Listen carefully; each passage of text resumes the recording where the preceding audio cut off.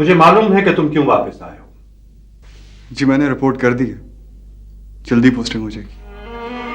देखो बेटा, बात बदलने की कोशिश मत करो। और क्या वजह हो सकती है?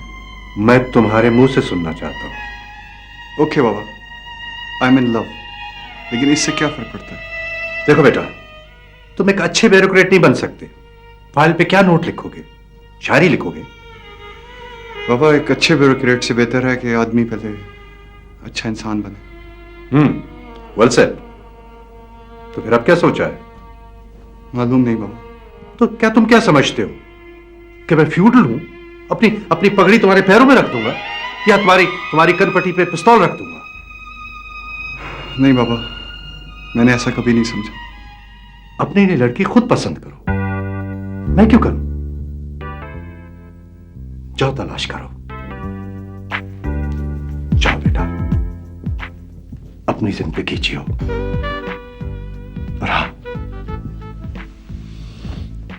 इसके लिए परफ्यूम जरूर खरीदना। और देखो बेटा,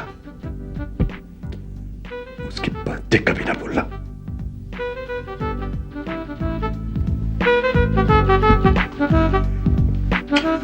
thank you Baba. You welcome my son.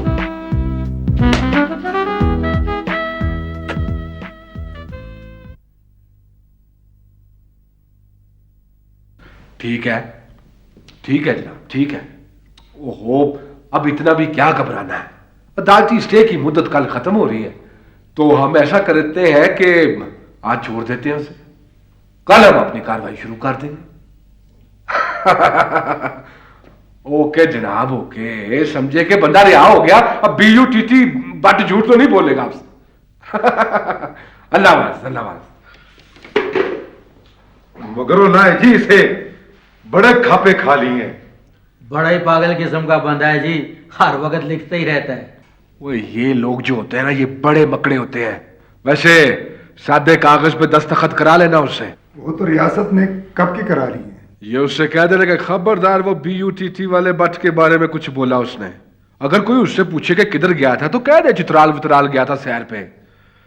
और अगर उसने कोई बकबक की तो हमसे बुरा कोई नहीं होगा। नहीं बोलेगा बट जी, बोलने जोगा छोड़ेंगे तो बोलेगा ना। हाँ, ये हुई ना मेरे पटियों वाली बात। अब बाकी की कल देखी जाएगी, ठीक है? हाँ।